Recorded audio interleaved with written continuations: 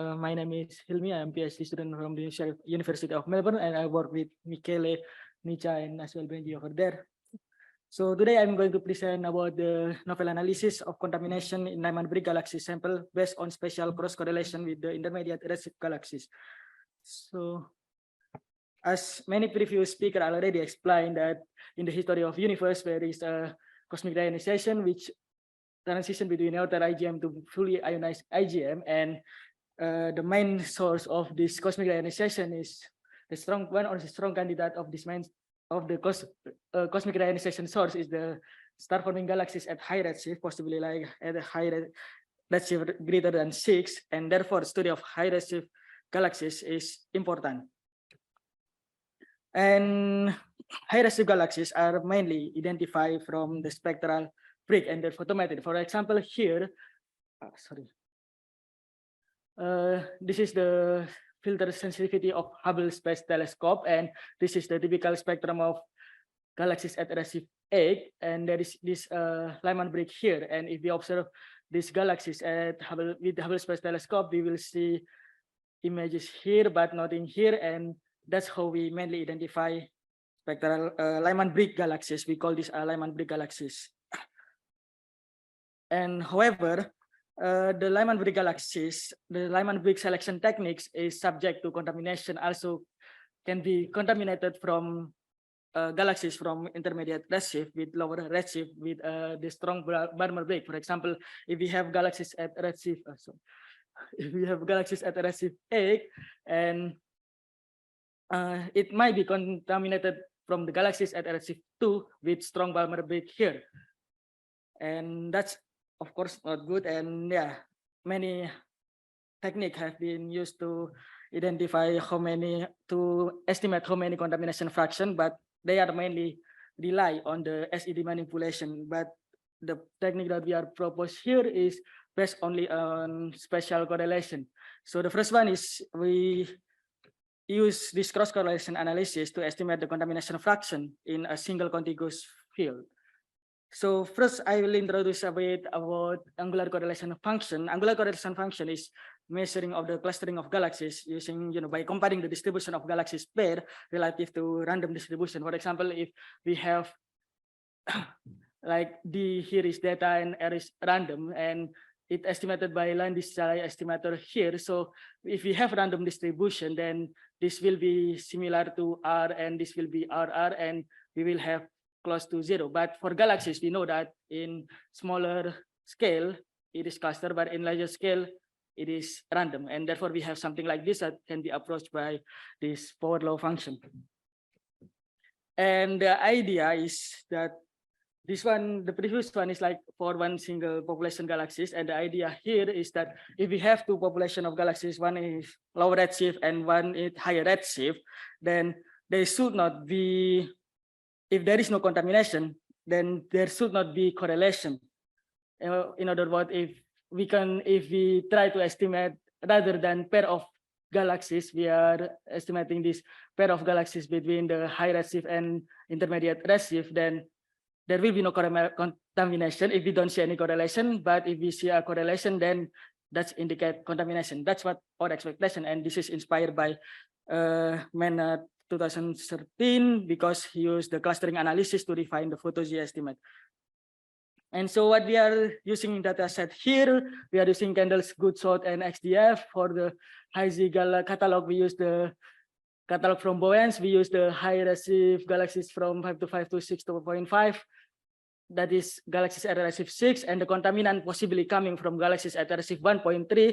And here we only take this Goodshot, only take this region because the difference in depth, and if we take all of them, definitely we will see correlation, because and we only take this. And for the XDF, of course, we conduct the analysis differently between Goodshot and XDF because the depth are different. So what we got is something like this. This is the cross correlation function between galaxies at redshift 1.3 and redshift 6 for Goodshot and XDF, and it looks like this. And yeah, of course, we can still plot power law, but it is kind of, actually close to 0 and just random, right? And so what we do is conduct statistical tests, likelihood ratio test, for example, or this one, Akaike Information Criterion. So this statistical test is to compare between two models, which one is better, which model is preferred. So for example, if we have two models, if we say that we don't see correlation, then the model is simply equal to 0. But if we see a correlation, then the model should be power law minus integral constant factor, which caused by limited area. And yeah, this is case actually the number of free parameter here, and this is likelihood, and model with the smaller AIC is preferred, something like that. And we conduct the statistical test to Goodsot and XDF.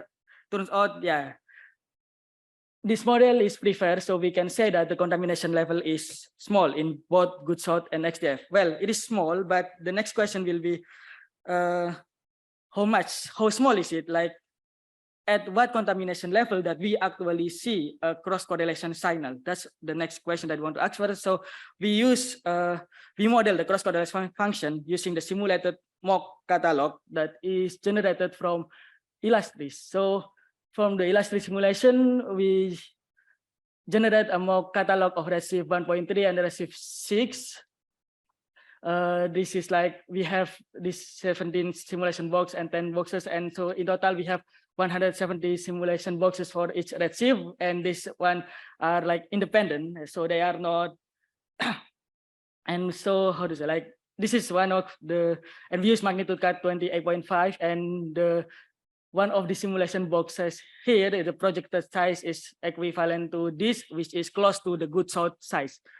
And this is one of the example of the projected simulation box that we will analyze. So that we have something like this, like for 170 of this thing, and we are modeling the cross correlation function using Monte Carlo simulation. And here we introduce this leakage fraction. Basically, this is just probability that a faint redshift galaxies will be misidentified as redshift 6 galaxies, and it is roughly the number of contaminant divided by the number of lower redshift galaxies. So in our simulation, we iterate like, from leakage fraction 0 to 10%, and for each leakage fraction, we estimate the cross correlation function, and and we also estimate the contamination fraction, and contamination fraction is the number of contaminant as the number of divided by the number of galaxies, and this is actually what we want to measure, and this is equivalent to proportional to leakage fraction, and this is what we want to measure from the simulation where we adjust this leakage fraction. So this is what it looks like, and there is a, not probably you could not see, there is a blue circle here. That's the result from each simulation box, and if we take average or median, then we will get this red square. So when we don't have any contamination or leakage fraction 0, we don't see any correlation as we expect, and when we are increasing the contamination, or therefore increasing this leakage fraction in our simulation, we start to see some correlation signal. And by the leakage fraction 8% of the low redshift galaxies contaminate the high redshift galaxies, we will see very strong cross correlation signal here. So we want to know, right, how much of the cross correlation, how much contamination when we will see start to see a cross correlation signal. So we conduct a statistical test again for each value here. For each simulation box, we conduct statistical test to see whether they have correlation or not.